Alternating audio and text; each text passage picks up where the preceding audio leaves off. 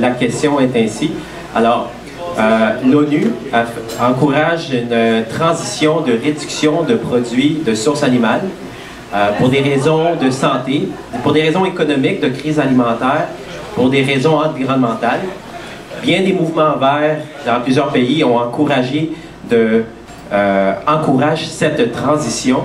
Donc, pas juste du côté alimentaire, mais aussi sur les tests sur les animaux. On veut de moins en moins utiliser les animaux, puis trouver des alternatives à les utiliser pour des raisons éthiques aussi. Alors, comment voyez-vous ou comment encouragez-vous la transition de réduire les animaux pour améliorer la condition animale, peu importe l'industrie? Donc, choisissez votre sujet. Patricia? OK, on va commencer par le milieu pour les 2 dernières questions. Étant une petite fille d'agriculteur, j'ai eu une culture au départ où c'est vrai que les animaux, on les mangeait. Parce que c'était, quand on avait des lapins, c'est sûr que des lapines, quand elles font 5-6 lapins par an et puis qu'on en a 3-4, à un moment, on déborde. Donc, c'était dans la culture il y a 40 ans en arrière de manger les animaux. Aujourd'hui, le grand problème, c'est que ces animaux-là ne sont plus respectés. Il n'y a plus aucun animal qui n'est respecté de la manière dont on le fait vivre et dont on le fait mourir. Et pour que les gens en prennent conscience, il suffit qu'ils regardent un petit vidéo, un truc comme ça. Il y en a beaucoup qui vont faire le changement et se dire que c'est complètement anormal. Quant aux médicaments, on a utilisé beaucoup d'animaux aussi pour faire des médicaments ou des produits de santé. Les animaux, étant une maman d'une technicienne en santé animale ayant des animaux chez moi, je peux vous dire que je ne peux même pas écouter ce qu'elle me raconte. Puis même, vous voyez, même en vous en parlant, j'ai une moton, parce que je ne peux pas comprendre qu'on fasse du mal aux animaux. Donc, je préfère passer la parole. Je crois que en mangeant beaucoup de viande, on contribue au changement climatique de différentes façons. On sait tous que ça prend beaucoup plus d'énergie, beaucoup plus de ressources, nourrir une personne avec la viande qu'un végétarien. Donc, je crois que aussi pour le plan santé, ça serait une bonne idée de faire, pour que le gouvernement du Québec fasse une campagne pour réduire la consommation de viande de la population. Je crois que c'est un enjeu important. Je crois aussi qu'il y a des lois qu'on peut mettre en place pour protéger les animaux de compagnie. Et aussi, moi je ne suis pas végétarien, mais j'aimerais beaucoup avoir plus de transparence sur les abattoirs et sur la condition dont les animaux sont élevés. On sait qu'il y a plusieurs États aux États-Unis qui ont interdit le simple fait de prendre des images d'un abattoir. Je crois que c'est totalement ridicule. Et c'est pas le dossier où c'est que je suis le plus connaissant, mais j'aimerais beaucoup travailler avec des porte-paroles et ceux qui connaissent mieux cet enjeu pour développer une politique suffisante.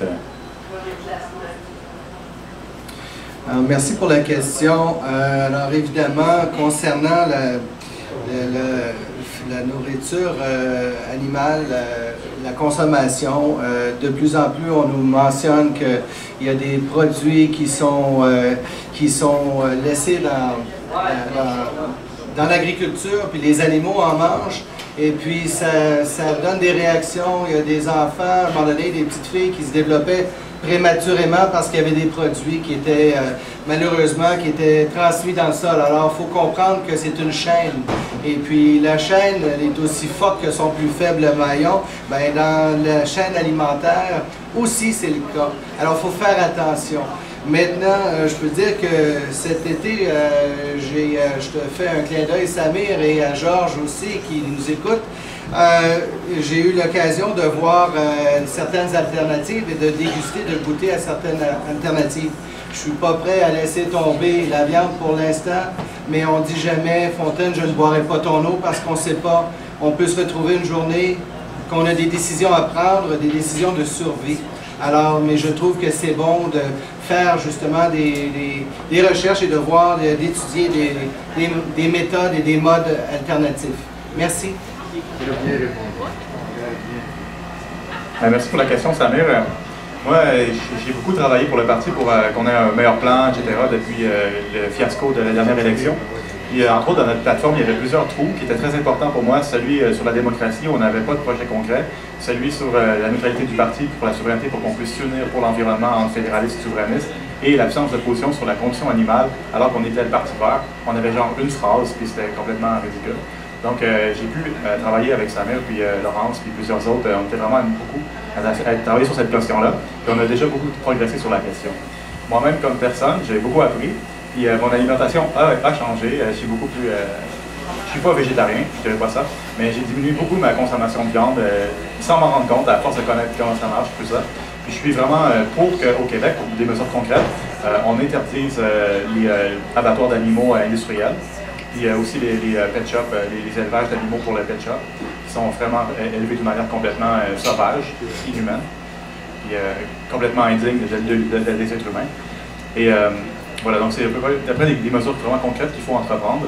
Puis aussi, il faut éliminer les animaux qui sont là pour le cirque, pour les zoos qui sont maltraités dans ce genre de choses-là, pour encourager seulement. On ne peut pas forcer les gens J'aimerais juste finir avec un petit souvenir de Claude Sabourin. Un très bon souvenir que j'ai lu, c'est qu'il disait qu'on ne peut pas fouiller dans les frigidaires des gens. Lui, il ne faisait pas de politique en conséquence. Moi, je ne suis pas pour fouiller dans le frigidaire des gens, mais je suis pour qu'on ait des politiques positives pour encourager les producteurs à produire une alimentation responsable et plus éthique. Merci.